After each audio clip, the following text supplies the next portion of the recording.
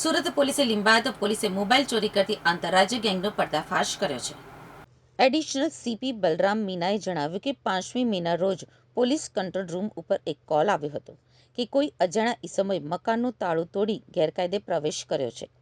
આ માહિતીના આધારે તપાસ શરૂ કરવામાં આવી હતી. તપાસ દરમિયાન એક સ્થળેથી 47 બિનવારસી મોબાઈલ મળી આવ્યા હતા. ત્યારબાદ પોલીસે વધુ તપાસ હાથ ધરી અને એક ઇલેક્ટ્રિક દુકાનના સીસીટીવી ફૂટેજ ચેક કર્યા હતા. ફૂટેજના આધારે 2 આરોપીઓને ઝડપી પાડવામાં આવ્યા હતા. પકડાયેલા આરોપીઓ પાસેથી વધુ 63 મોબાઈલ કબજે કરવામાં આવ્યા હતા. આમ કુલ 110 મોબાઈલ રિકવર કરવામાં સફળતા મળી છે. પોલીસે કુલ 30.54 લાખ રૂપિયાના મોબાઈલ જપ્ત કર્યા છે. પોલીસ તપાસમાં સામે આવ્યું છે કે આ સમગ્ર ગેંગમાં કુલ 9 આરોપીઓ સામેલ છે, જેમાંથી 7 આરોપીઓ હાલ ફરાર છે. ફરાર આરોપીઓ ઝારખંડના હોવાનું સામે આવ્યું છે, જ્યારે ઝડપાયેલા 2 આરોપીઓ પશ્ચિમ બંગાળના છે. આરોપીઓ અલગ અલગ રાજ્યોમાં જઈ ભાડે મકાન રાખતા હતા. 3 મુખ્ય આરોપીઓ ભાડેથી માણસો રાખીને મોબાઈલ ચોરી કરાવતા હતા. દરેક મોબાઈલ દીઠ આશરે 2000 રૂપિયા આપવામાં આવતા હતા. ચોરી કરાયેલા મોબાઈલ રેલવે સ્ટેશન, શાકભાજી બજાર, બસ સ્ટેશન સહિત ભીડભાડવાળા વિસ્તારોમાંથી ચોરવામાં આવતા. ચોરી કર્યા બાદ મોબાઈલ અન્ય સાગરીતોને સોંપવામાં આવતા અને પછી ભાડાના મકાનમાં એકત્રિત કરવામાં આવતા હતા. તારીખ 5ના દિવસે આપણે સુરત શહેર પોલીસ કંટ્રોલ રૂમની અંદર એક 100 નંબર ઉપર કોલ આવ્યો હતો. આ આખી વિગત એક 100 નંબરના કોલના આધારે ડિટેક્ટ થયેલી છે, એટલે આપણે કહી શકાય કે 100 નંબરના કોલના કેટલું ઇમ્પોર્ટન્સ છે. આમાં અત્યાર સુધી અમે ટોટલ 110 મોબાઈલ જે છે રિકવર કર્યા છે. જે વિગત છે એવી ધ્યાને આવી છે કે 100 નંબરમાં કોલ કરવાવાળા માણસે એમ કીધું હતું કે અમારા મકાનની અંદર કોઈ વ્યક્તિ તાળો તોડીને પોતાનો તાળો મારીને અંદર ઘૂસી ગયા છે. ત્યારે લોકલ પોલીસે ત્યાં તપાસ કરી. આ તપાસના અંતે ત્યાં તે મકાનની અંદરથી 47 જેવા મોબાઈલ્સ બિનવારસી હાલતમાં મળી આવ્યા હતા. એ મોબાઈલ્સના આધારે લિંબાયત પોલીસ સ્ટેશનની અંદર એક જાણવાજોગ દાખલ કરવામાં આવી અને આ જાણવાજોગની તપાસ અમારા લિંબાયત પોલીસ સ્ટેશનના પીઆઈ દ્વારા હાથ ધરવામાં આવી. જ્યારે બીજી વિગતો ધ્યાને આવી તેમાં આ રૂમની અંદર એક ખાલી ફેનનું જે કવર છે પડ્યું હતું. એ કવરની પણ તપાસ કરવામાં આવી. જે તપાસ કરતા અંતે એક ઇલેક્ટ્રિકની દુકાન ઉપરથી અમને અમુક સીસીટીવી જોવામાં મળ્યા. એ સીસીટીવીના આધારે આરોપીઓની શોધખોળ કરવામાં આવી. એ આરોપીઓ જ્યારે અમે શોધતા હતા ત્યારે હ્યુમન રિસોર્સના આધારે આજુબાજુના સીસીટીવી અને બાકી લોકોથી પૂછપરછના દરમિયાન ઓળખી કાઢવામાં આવ્યા. 2 આરોપીઓને અટક કરવામાં આવ્યા.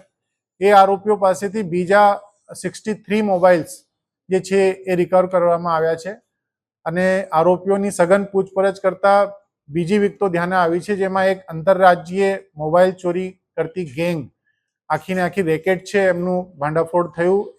એમાં ટોટલ 9 આરોપીઓ સામે આવ્યા છે. જે 9 આરોપીઓમાંથી 2 આરોપીઓ અમારી પકડમાં છે. બીજા 7 આરોપીઓ જે છે હજુ પોલીસ પકડથી દૂર છે, પરંતુ એની વિગતો અમારી પાસે આવી ગઈ છે અને અમે એને જલ્દીથી પકડી પણ લઈશું. આ જે આરોપીઓ છે એમાં મોટાભાગના આરોપીઓ 7 આરોપીઓ ઝારખંડ રાજ્યથી બિલોંગ કરે છે અને બીજા 2 આરોપીઓ વેસ્ટ બંગાળથી બિલોંગ કરે છે.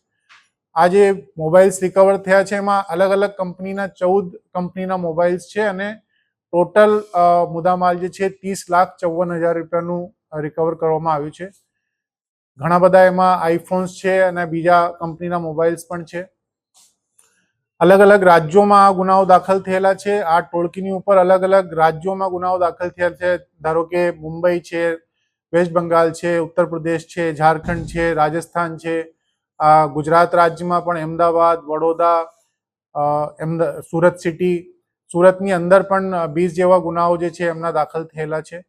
એટલે આ પ્રકારે ટોટલ 37 ગુનાઓ આ જે ટોળકી પકડાઈ છે એનાથી ડિટેક્ટ થવા પામ્યા છે અને બાકીની જે એજન્સીઝ છે એમને સાથે પણ અમે મોબાઈલ્સની જેમ જેમ ડિટેલ્સ અમારી પાસે આવતી જશે એ પ્રમાણે સંપર્ક કરીને બીજા ગુનાઓ પણ દાખલ થઈ અને જે મૂળ માલિકો છે એમને મોબાઈલ પરત આપવામાં આવશે. આ પ્રકારે આ જે વિગતો આવી છે, વિગતોના આધારે 2 આરોપીઓથી જે પૂછપરછ થઈ છે એમાં આ ટોળકી આખી કોઈ પણ રાજ્યમાં જાય અને ત્યાં ભાડેથી મકાન રાખી અને એ જે માણસો છે એમાં 3 માણસો છે.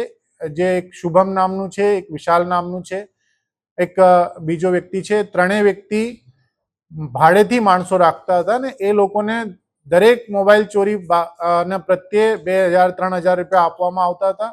પછી જે મકાન રાખતા હતા એ મકાનની અંદર પોતે રહેતા નહીં હતા, બીજા મકાનની અંદર રહેવાનું અને એક મકાનની અંદર ચોરી કરાયેલા મુદ્દામાલને સ્ટોર કરવાનું. તો જે મકાન અમને મળ્યું છે આ આવા જ પ્રકારનું મકાન હતું, જે મકાનમાં એમને સ્ટોરેજ માટે આ બધું મુદ્દામાલ રાખવામાં આવેલો હતો. અને જ્યારે પણ એમની પાસે પૂરતા માત્રામાં 100-150 જેટલા મોબાઈલ્સ ચોરીના થઈ જાય ત્યારે પછી અહીંયાથી એ ઝારખંડ મોકલી આપવામાં આવતા.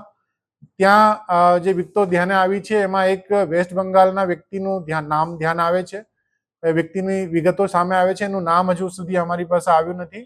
એ વ્યક્તિ પછી ત્યાંથી વેસ્ટ બંગાળ આ મોબાઈલ લઈ જતો હતો ને ત્યાંથી આગળ કઈ રીતે એમના વેચાણ અથવા તો ઉપયોગ કરવામાં આવતો હતો એનો વિગતો હવે જે ગુનાની તપાસ આગળ વધશે એની અંદર કાઢવામાં આવશે. તો સુરતમાં અત્યાર સુધી માત્ર 20 જેટલા ગુના નોંધાયા છે, જ્યારે અલગ અલગ રાજ્યોમાં પણ મોબાઈલ ચોરીના ગુનાઓ નોંધાયેલા હોવાનું સામે આવ્યું છે. પોલીસ તપાસમાં અત્યાર સુધી 37 મોબાઈલ ચોરીના ગુનાઓ ઉકેલવામાં આવ્યા છે. પોલીસે જણાવ્યું છે કે જેમ જેમ વધુ માહિતી સામે આવશે તેમ તેમ વધુ ગુનાઓનો ભેદ ઉકેલાશે.